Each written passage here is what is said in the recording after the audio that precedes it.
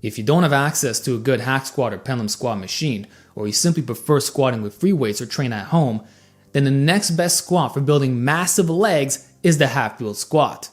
Easily the most underrated squat for hypertrophy, as it combines a free squat and machine squat into an all-in-one banger. Most of you probably haven't even heard of it, and if you have, I doubt you've ever seen anyone do it in the gym, which is a real shame, because I'll tell you right now, this squat checks every single box for hypertrophy and should absolutely be taken advantage of, possibly even favored over the regular SSB squat. Personally, I regret not abusing it sooner. See, it was invented by the legendary Dr. Fred Hatfield, aka Dr. Squat, the first man to squat 1,000 pounds back in 1987. So this isn't some new fad. It's been around for decades and is time proven. The Hatfield Squat was this primary exercise to reach peak leg strength because it allowed for massive overloading without being limited by weak links. To perform a Hatfield squat, you throw on a safety squat bar. I use a new SS4 by Barbell Steel, link in the description box. And instead of grabbing onto the handles, you grab onto a barbell or band pegs set directly out in front of you around belly button height. Then just squat as normal. The extra hand support changes everything because it adds a whole new layer of stability, allowing you to maintain a perfectly upright torso throughout the entire range of motion and better coordinate your body through space. The good morning squat is automatically eliminated. You're no longer limited by your spinal erectors or upper back strength because your arms are out in front of you like a front raise, which stabilizes your torso and optimizes your squatting leverages. It removes the balance component so well that you can even do pistol squats this way and finally go beyond your body weight for reps. You're never folding forward, and when the reps get hard, you can use a little bit of arm assistance to keep driving through. You're also getting rid of lateral shifting. It's just straight up and down with all the force coming from your legs, exactly like a Smith machine squat. Your torso angle stays locked in. And again, because there's no balance requirement, it's significantly easier to squat deep. You probably didn't even think it was possible for your squats to look this smooth and this clean. So if you struggle to go ass to grass due to long femurs or poor ankle mobility, this instantly solves that problem. You get the deepest range of motion, knees way over your toes, butt skimming the floor, torso completely upright, with zero fear of falling over or compensating with hingy form. No matter how you're built, and the quads now get to experience the maximum benefits of stretch-mediated hypertrophy on every single rep. And you're finally loading them with heavy weights. Weighted stretching for the win. Then as you start to fatigue during the set, as I keep saying, you can lightly use your arms for a little bit of assistance to push through sticking points, just like accommodating resistance, but without compromising your positioning, no matter how deep you are into a set. In a way, it's comparable to reverse band hack squats, except you're the one controlling it. That means you can handle more volume with higher intensities, with cleaner reps from start to finish. So now you're training the length of position harder, with heavier weight, often 100 pounds more than what you'd normally use. And when you're nearing failure, when secondary muscles usually give out, you can bypass that and grind out extra reps using pure leg strength. See, normally with a back squat, the weak link goes out first, and most of the time, it's not your quads. Once you get down to about 3 reps in reserve, your torso starts to shift forward and you're forced to resist that fatigue. You start using more of your back and the form starts to break down. But with Hatfield squats, that quad biasing squatting pattern stays the same from rep 1 all the way up to rep 10. There's no deviation. It automatically gives everybody the leverages of a Chinese weightlifter. How insane is that? The implication being that it standardizes mechanics across all builds. Whether you got a short torso or long femurs or you're built to squat, it won't matter. Either way, it's going to look perfect. And if you're wearing squat shoes on top of that, you're now in the strongest position imaginable to fully bias the quads. So this is the squat for hingy squatters. For those with weaker quads compared to backs. Right off the bat, you're getting better range of motion, better quad activation, and better mobility. Talk about triple win-win. With all these factors combined, which almost sounds too good to be true, you basically get a hybrid between a free squat and a machine squat, thus maximizing both stability and motor unit recruitment. Your legs are getting maximally stimulated.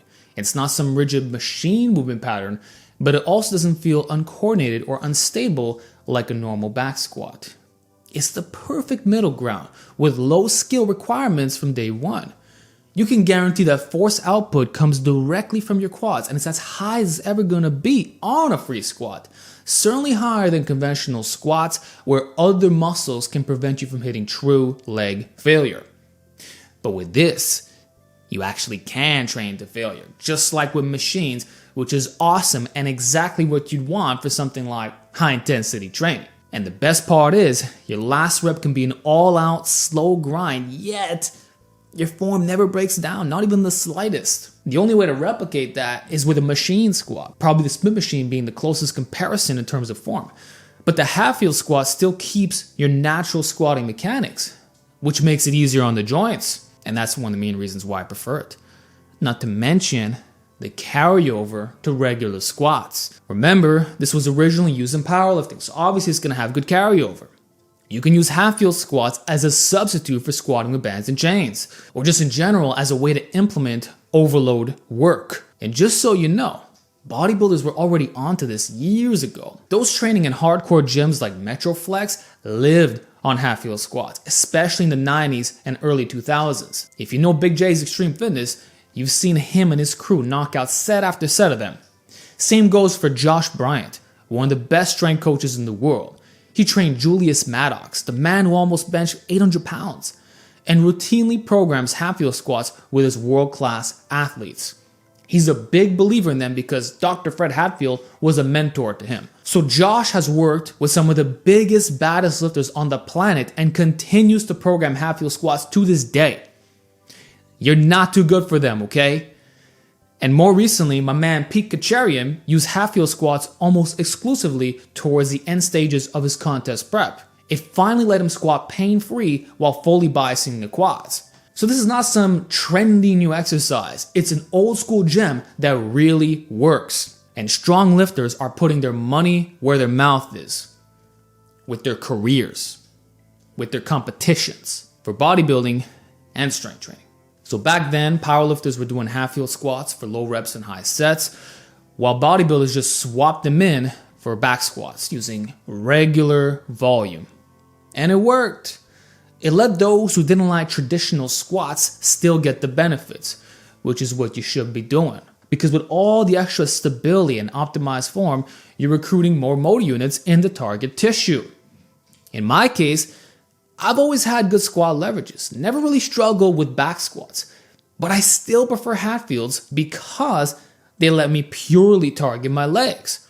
So why not double down? If you're a hingy squatter who never really grew off normal squats, like sleeper build, or you're just posterior chain dominant, which is common if you have longer femurs or follow programs that neglected quads, this will finally fix that. Just so you know, I got pretty strong on back squats, repping 405 for 10 and hitting 507 for a single. But the truth is, it wasn't growing my quads the way I thought it was.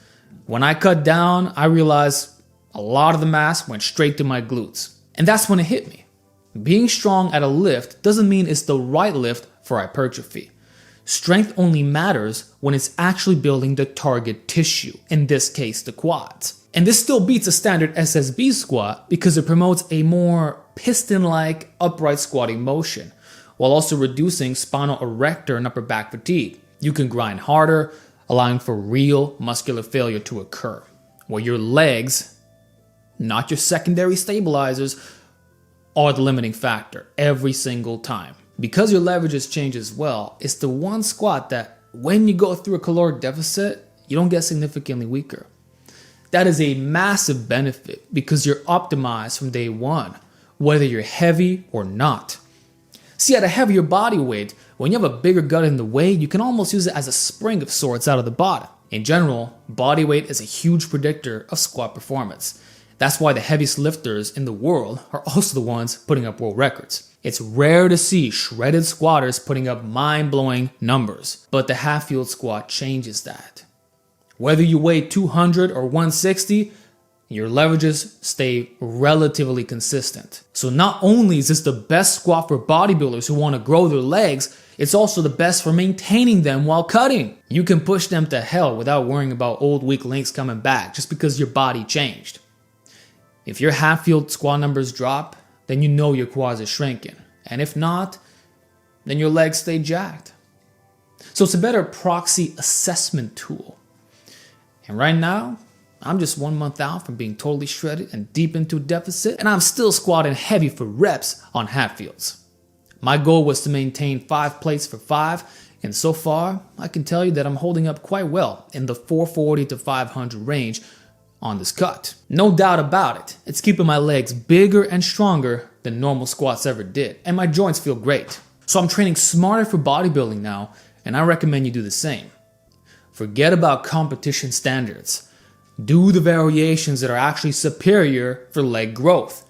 Optimize technique for your build and train hard, which Hatfields do that for you naturally. And if there was a little bit of springiness you were getting from having more cushion around your legs, like natural knee wraps, the arm support helps remedy that. Now that could be considered a con by some people saying you're just cheating with your arms, but you're really not.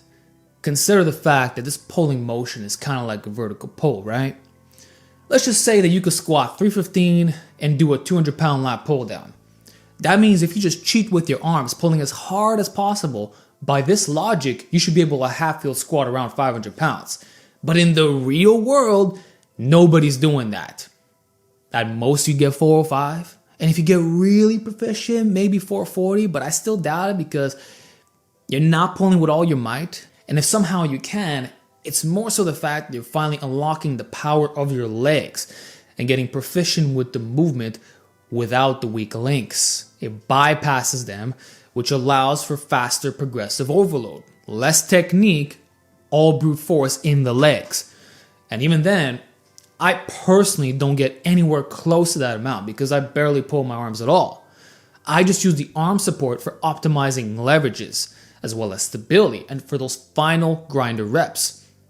So the math is not working in the way that some criticizers claim, unless you're intentionally trying to be an ego lifter. So obviously don't squeeze super hard and try to yank yourself up. The handles are just there for light support. And you can pull a little bit when the reps get hard. If you're ego lifting, you're doing the exercise wrong. Whatever you're repping, you should already be able to hit that for 1 rep max without the handles.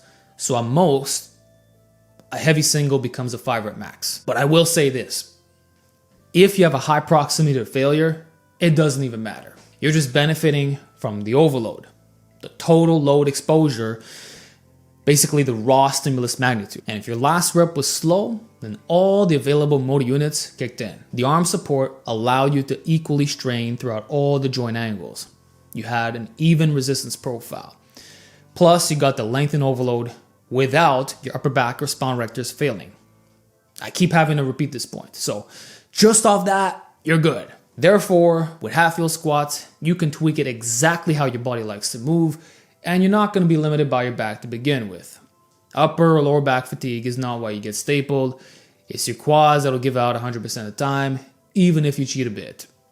You can't mess it up. And for that reason alone, I do consider the Hatfield squat to be the bodybuilder squat. I sincerely believe it's the #1 free squat for hypertrophy. It's not some gimmick and has a lot of historical backing, used by some of the best squatters that ever lived. You're gonna love it. And again, all you need is a safety squat bar, no bulky setup. So there's even the convenience factor. You don't have to invest in this massive machines, and there's so many variations you could do. Regarding some guys saying, well, if you have a belt squat machine, shouldn't you just use that? Well, on the surface, it may look similar, and it kind of is. But the problem is that your hips can start to become a limiting factor when you pass, say, 4 plates for reps, which is definitely doable, and some machines can allow you to lift even more. And sure, the recovery will be better since there's no axial loading, but it's also not the same exercise because the belt squat is a lever-based squat, like a T-bar row. So that belt squat lever does not feature universal form because it depends on your leg length, which will affect whether it's more lengthened to mid-bias. If you want to make it super lengthened bias, You'd have to put some mats on the platform so that the lever is more vertical at the top than at the bottom. It matters less there. That's when you can say it's more so comparable to Hatfield Squat. And that's what Dr. Mike does. So if you're shorter, that's especially something you'll want to consider. But even aside from that, even if you manage to get the perfect lever, it's still a different movement pattern and it's still a lever-based squat. Also, a belt squat eliminates any potential for hinging, which slashes your weights considerably, making it less of an overall mass builder. So whatever you could normally SSB squat, if you get really proficient at back squatting, you'll lift a similar weight. But you'll never match your Hatfield squat. How is that possible if both use the same level of arm support? You can try to yank that belt squat as hard as you want, it's not happening. We're comparing a 100% machine to a free weight hybrid. And yes, on Hatfields, you're not limited by your spinal erectors and torso since there's less active flexion resistance, but they can still contribute because there's a bar on your back, whereas the belt is suspending the weight from your hips, and the machine is almost pulling you at a slight angle with that lever. So the different exercises with different resistance profiles. Therefore, they should complement each other, and you should use them interchangeably depending on your recoverability. Personally, I do Hatfield squats, then good mornings, then belt squats, in that order. That way I overload my legs, then my posterior chain, then I get more out of less weight, and traction my spine from all the axial loading I just did. Or I'll do a Hatfield squat one day and a belt squat the next. So you should still do both in addition to variations of the Hatfield squat. But know that the regular Hatfield squat will take care of most of your needs. That said, you should still consider the box squat version. A 12-inch box is optimal. And let me tell you, you think it's easier because now you're not going ATG, but in my experience, it's actually harder. It kind of mimics a Spanish squat where you sit all the way back. So I personally lift less weight on a Hatfield box squat compared to ATG. Somehow, it's harder than rebounding from the deepest possible position. Which, by the way, that's an important reason why you should never dive bomb your Hatfield squats, given the overload. That's a great way of injuring your knees or spine. So always control that eccentric with your legs, which is a key part of the lift. And briefly pause to annihilate your quads. So take advantage of the supramaximal negatives, which is what the studies show works. And finally, you have an exercise that features this. So it's like an automatically built-in weight releaser. Also, the hardest variation is doing it off pins. You're not going to lift that much more weight compared to your normal squat. In general, whenever you break up the eccentric-concentric chain, so when there's a collision, it makes Hatfield squats even more difficult, including with arm support. You can also add accommodating resistance if you want to further work the top end range. This is recommended for those who are doing weekly max effort. So yes, you could be a Hatfield squat specialist and replace normal squats completely. There's enough variation to milk you for months. So rotate variations as you plateau, or rotate every 4 to 8 weeks for hypertrophy work. That's a classic recommendation, and it's what I do. So get creative. This way you'll never have to go back to do a normal squat again, because all Hatfield squats are great. But I say the regular way is still the best, which is also the simplest. Then maybe the Hatfield box squat is a close second because it's harder. Or if you don't want to go ATG, which will almost always happen. Because you're either going all the way down or you're not. You're going to find it impossible to just break parallel. The way it works is you squish yourself on the bottom, then come out. So the only way to not go ATG, and I'm telling you, all you are going to be using full range of motion, is by using a box. Don't even try to do manual half reps. It's a waste of time. It's not worth it. And that's the advantage of the box. So train with joint angle precision and choose the best range of motion for your needs. Oh, and by the way, you can also flip the SSB in reverse to make it more like a front squat. Now the torso is going to be even more upright, like 100% instead of 80 degrees or so. Sounds crazy, but that's exactly what happens. There won't even be a trace of forward lean in the bottom. So it's like a front squat, belt squat hybrid. It really kills your quads. And that extra touch optimizes the stimulus to fatigue ratio for this naturally overloadable exercise. So you won't be able to lift that much more weight compared to normal squats. And therefore, we've now solved the axial loading problem, which again, I don't even think was a big deal to begin with, given the other massive benefits. And after all, SFR-wise, It's really no different than a hack squat. So if your complaint is that, oh, it's too heavy, just flip the bar the other way around and you'll be humbled. End of excuses. So that's about it, guys. The Hatfield Squat is by far my favorite free squat. I've been doing it exclusively for months, and I don't plan on doing much normal squatting moving forward. If I'm going to do a regular back squat, it's going to be more hardcore variations like the front squat, Zercher squat, or SSB squat. And I'll tell you that from doing all the overloading Hatfields, my normal squats are just as strong at a lighter body weight, especially with the SSB, since you get used to it.